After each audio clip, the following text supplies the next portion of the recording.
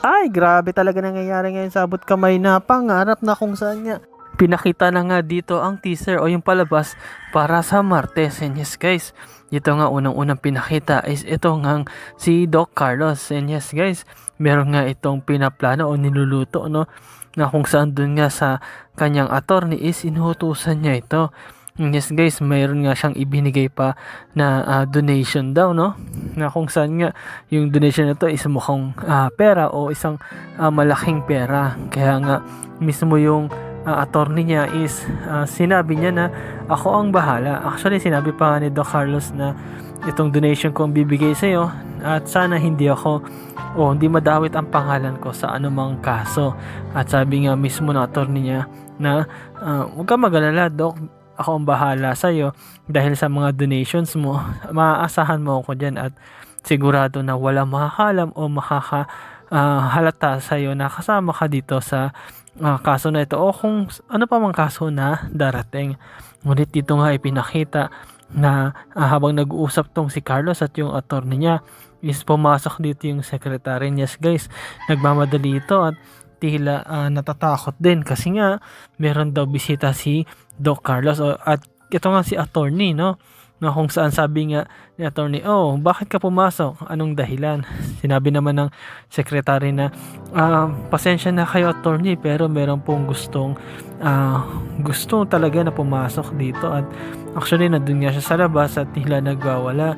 Then sabi ni attorney na ano yon o sino yon, at sinabi naman ng secretary na ang pangalan po niya ay Giselle Tanyag at nagulat doon sila no, pinag-uusapan pa lang nila yun yung mga Tanyag tapos dumating na, tapos ito nga si Carlos is tila nagulat din at tila natatakot kapag naabutan siya o nakita siya mismo dito ni Giselle kasi sigurado makakahalata na itong si Giselle na talagang may kinalaman to si Carlos sa mga nangyari lalo na dito sa attorney ni Dax no, na kung saan mapera at talagang pwedeng makalusot dahil nga magaling yung attorney pero in the right price. Pero dito nga guys ipinakita din no, na sa wakas ito nga si Moira ang pinakahihintay natin lalo na ng mga netizens na mahuli. Yes guys, nahuli na nga ito doon sa Japan no, na kung saan nakatulong talaga yung tracking device na nilagay ni Annalyn sa bag ni Zoe na kung saan di nga niya nahalata yun no, na kung maalala nyo last episode is nag-usap tong si Annalyn at ito nga si Zoe tapos humag itong si Annalyn. Sabi ni Zoe, ba't paghag ka pa?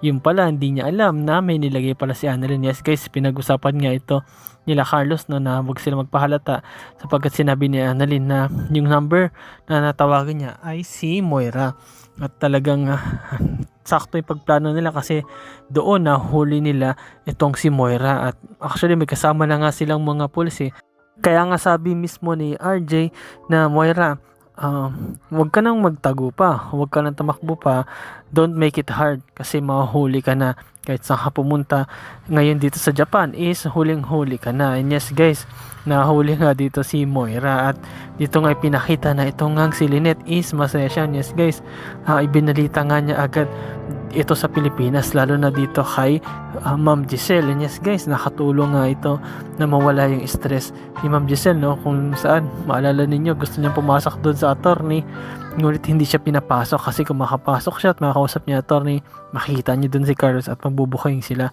Bad trip nga itong si Ma'am Giselle pero nung narinig yung balita is nawala yung bad trip niya, talagang masayang masaya siya at excited na nga siya actually na makita itong si Moira at mukhang baka masaktan niya ito no?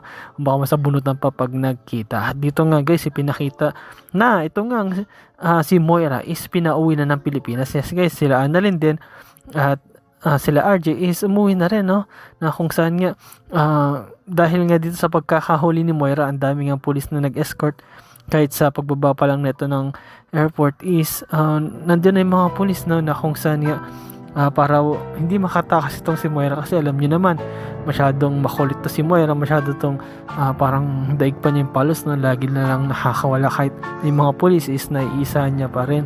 Pero dito guys, no, inabangan talaga ni Giselle yung pagdating dito ni Moira kasi talagang inip na siya no? At talagang parang gusto niya nang masaktan tog si Moira dahil sa sobrang inis niya at galit niya dito, which is kahit naman kayo pwede niyo yung magawa siguro dito sa kanya kasi si Moira is isa na siyang tinuturing na kriminal dahil sa mga patong-patong na kaso na kinakaharap niya na tinatakasan niya, pilit niya tinatakasan pero nahuli pa rin siya. At alam ko guys, masaya kayo, no? Lalo na yung mga netizens sa mga subscriber natin na yung chance na ito o yung time na ito na makitang mahuli at makulong itong si Moira, na kung saan nga itong si Moira is wala na talagang kawala. Nagpaplano pa nga siyang makatakas sana at umalis ng Japan. Nakausap pa nga niya o nakipagkita pa nga ito kung matandaan niyo kay Zoe. Pero talagang ito na yung time na mahuli at makulong itong si Moira. Ngunit bago nga mangyari, no, makita natin na talagang itong si Moira talagang inisip pa rin niya yung anak niya.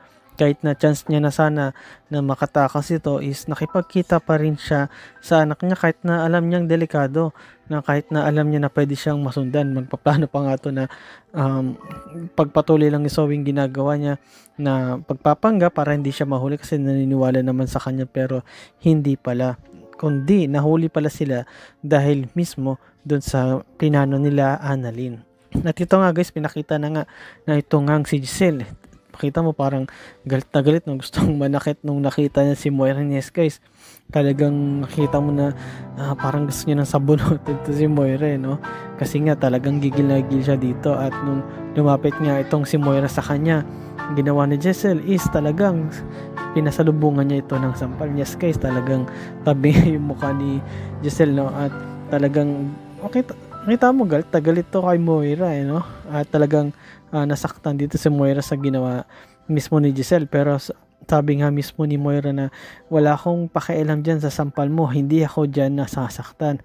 Ngunit sinabi nga dito mismo ni Giselle na hayaan mo yung kamay mo na yan is sigurado na mamaya lang is mahawakan na ang selda na kung saan doon ka na mabubulok at doon ka na mag-i-stay ng matagal. Yes guys, mahirap kasi lusutan itong kaso ni Moira kasi kidnapping yun and at the same time marami ring ebidensya na nagtuturo na siya nga yung gumawa o siya yung mastermind. At meron din na witness na kung saan nga yun nga ay si Dax, na malaking ebidensya rin yun na para makulungan o makulong itong si Moira. At dito nga guys, habang sinasabi yun ni Giselle no, ito namang si Moira is sumasagot pa rin no.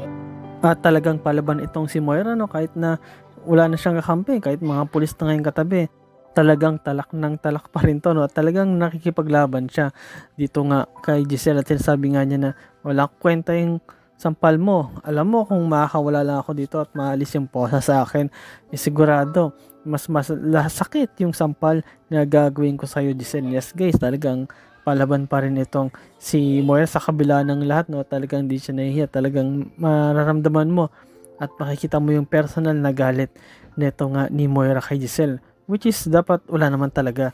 Kasi kung mayroong mang pwedeng pagalitan no, ikagalit tong si Moira is yung sarili niya lang kasi meron siyang mga bagay na gustong makuha, lalo na yung kayamanan ng Tanyag pero hindi niya makuha. Kaya ginagamit niya rin yung anak niya para mismo na makuha yung kapangyarihan at yung kayamanan ng Tanyag no. Pero ito nga makita mo talagang palaban din tong si Giselle, hindi siya talaga natatakot, lalo na pag dito kay Moira talagang gagawin niya lahat no. Kung kailangang makipagsabunutan, lalaban yan kung matandaan niyo noon, sinabunutan niya na itong si Moira at kawawa kasi mas malaki, mas matangkad do si Giselle mismo kaysa kay Moira. Pero yun nga guys no, sinabi nga ni Giselle dito kay Moira na sige magsalita ka lang pero sigurado at sisiguraduhin ko habang buhay kang makukulong na sa kulungan at habang buhay ako. Yes guys, talagang ganun yung pagkakasabi ni Giselle. At itong mga polis is nagpatuloy na sa paglakad at pag-escort kay Moira hanggang doon nga travel papunta sa presinto. At sumunod na nga rin doon sila Giselle para tignan at make sure na makulong na itong si Moira. Pero abang natin bukas guys kung ano talaga yung mangyari, no? Magiging happy ending na ba ito katulad ng ngiti dyan ni Annalyn, at ano kaya ang mangyari dito kay Moira? Totoo bang makukulong na ito at bubulok sa kulungan, o baka naman makatakas pa? At ano kayang gagawin Giselle at ni RJ at ng mga tanyag para tuluyang mabulok sa kulungan itong si Moira? And yes guys, salamat sa panonood nyo sa aking channel, sa inyong pag-like, comment at pag-share. At yun lang guys, ingat palagi, bye bye.